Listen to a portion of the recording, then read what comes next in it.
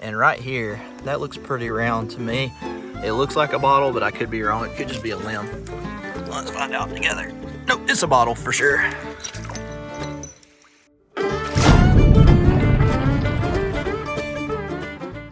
What's up, guys? Welcome back to Adventure Archaeology. If you're new to the channel, my name is Brandon, and today me and my lovely wife are going to be searching this creek right here for river treasure. On both sides of the banks here, there was a town over 120 years ago, so you never know what you're going to find that was thrown in the water. Let's go see if we can find some treasure. All right, first find of the day, and I don't know if y'all are going to be able to make it out, but right there is either a bottle. Nope, it's an insulator. Look at that. Let me rinse it out. Let's see what kind it is. That is, it says made in USA, and on this side over here it says Pyrex D, TM regular US Patent Office. So that's not the typical Hemming race we find. There's a bottle right up under that. It almost looks like a medicine. I can tell the bottom's out of it. Let's see what it was. Oh, just an old pickle jar. Yeah, probably 1930s at that. A little bit newer than what we want, for sure. So when there's two of us like today, usually one of us will take the right side, one of us will take the left side until we hit a deep spot, and then you gotta move to one side or the other, obviously. And then when we walk back upstream to where we parked at, we both look at the middle. That way we cover the entire creek thoroughly. What do you got over here? I can't believe I saw this. Where's the it at? light caught it. Right there, so you can see it. Oh, I see it barely. It looked like a leaf at first.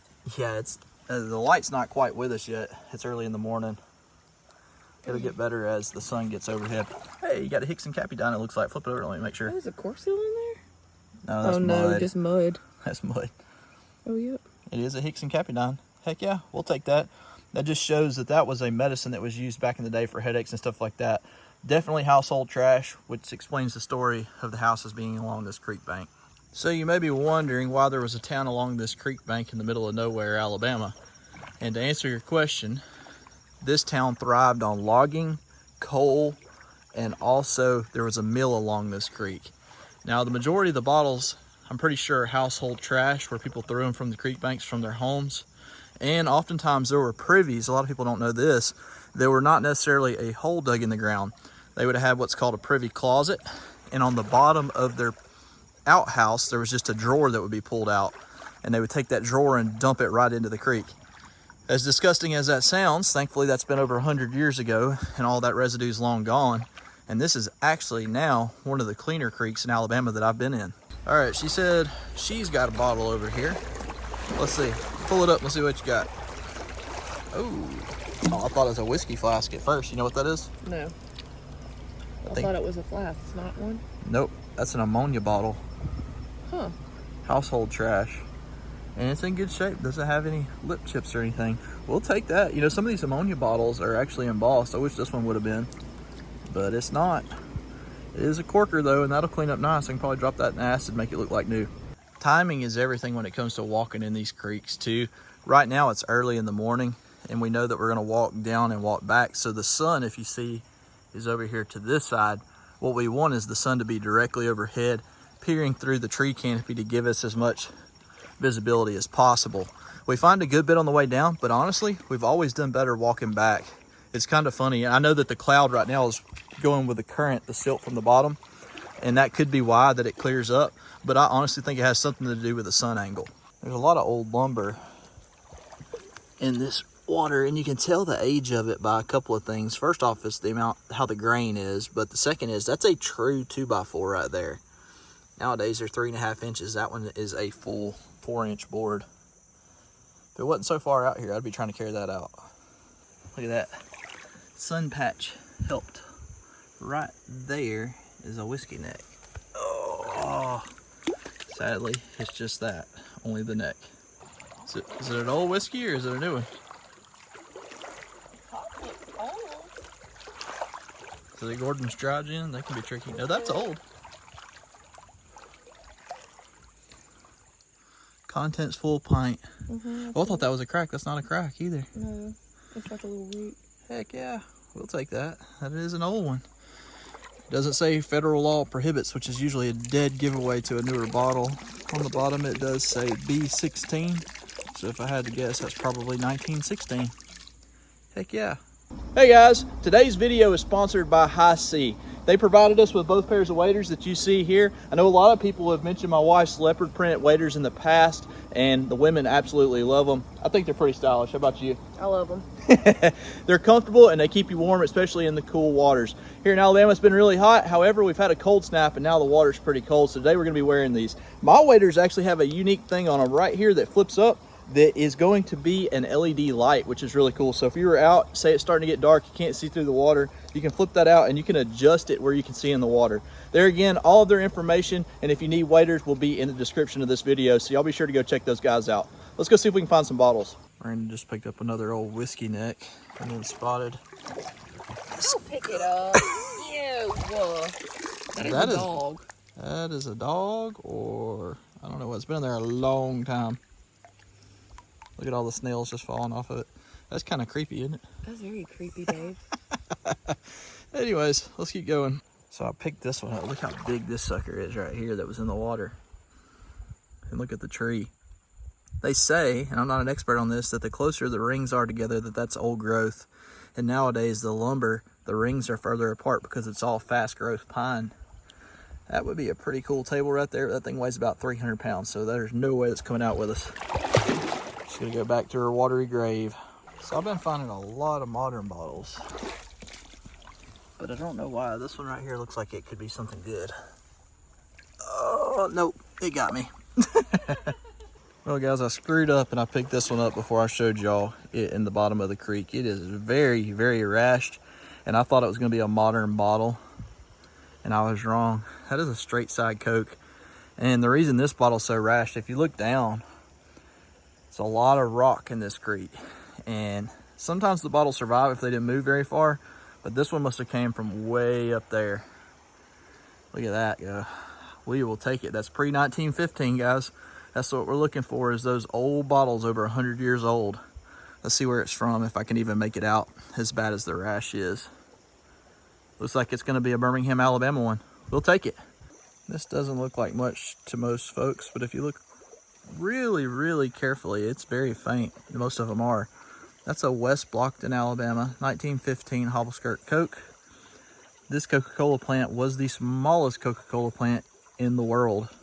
So this is a very rare bottle. A lot of collectors want them. Here's another one of those old boards. Look right there. You see how it's squared out?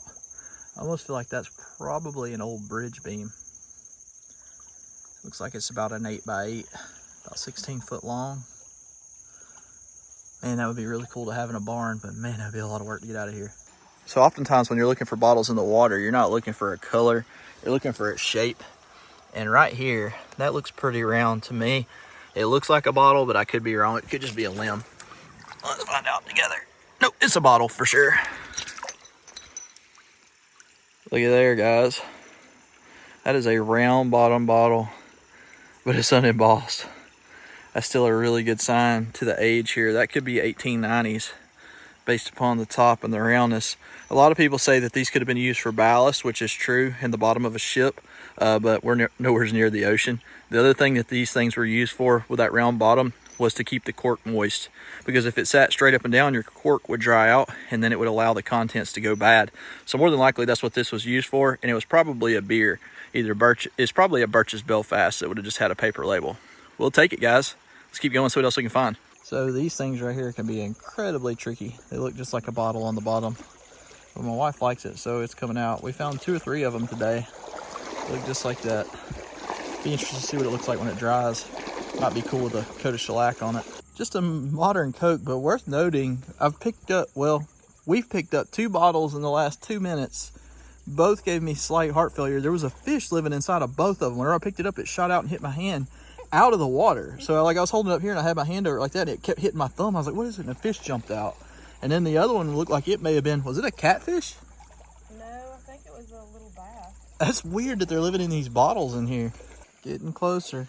Nice old beer top right there, guys. Sadly, it's been broken for quite a while, but that would have been an awesome find. All right, guys, I just wanted to show y'all real quick. We're back at home, our acid trick, all right? So you see this bottle right here? This is the one we pulled out. You see all the creek grime on it? Watch this. I'm not gonna put my hand into the acid because you should be wearing rubber gloves. I'm gonna put it right there, put my rubber glove on that I have in the sink right here. Always have water close by and wear eye protection. And I'm gonna show y'all what this thing does after just a few minutes of sitting in that muriatic acid. All right, so it's been in there for just a minute. It's not even fully submerged yet, but you can see that the black stuff is starting to fade away. Let's give it a quick rinse real quick.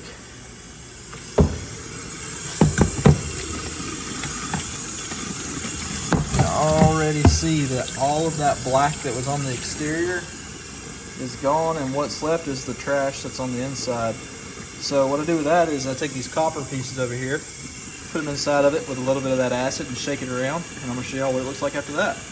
All right, so you can see that that's about how much acid I have in there. You can see how much copper I have in there. A lot of people use BBs, they do work, but I like these little pieces that are cut better because they have sharper edges and they allow you to get into the corners. So now I'm gonna shake it for a few minutes, just like that right there. And then I'm gonna show y'all what it looks like after I shake it. So this is about 1 minute worth of shaking with the acid inside. I'm gonna pour it out, show y'all the finished product. There we go, guys. That shows you what a little bit of muriatic acid will do to the creek fines. Everybody always asks how I clean bottles. Well, tumbling is the main way, but if you don't have a tumbler, this is a quick and easy way to get at least the creek grime off. Keep in mind, this will not remove scratching, it will not remove sickness, but it will remove that nasty, mossy looking stuff. So overall, that stuff works pretty good. It is dangerous. I keep mine in a 5-gallon pail. I keep the lid on top of it, and then I push it underneath my sink right there where my daughter can't get to it. You do not want to inhale it. The dirtier your bottle is, the more it'll kind of steam up. And I reuse this stuff for quite a while. I've been using this same 1-gallon batch for about 6 months now. Well worth the $12 that you spend on it. There again, take all of the safety precautions, guys. If you enjoyed the video, please be sure that you're subscribed, and we'll see you guys in the next video.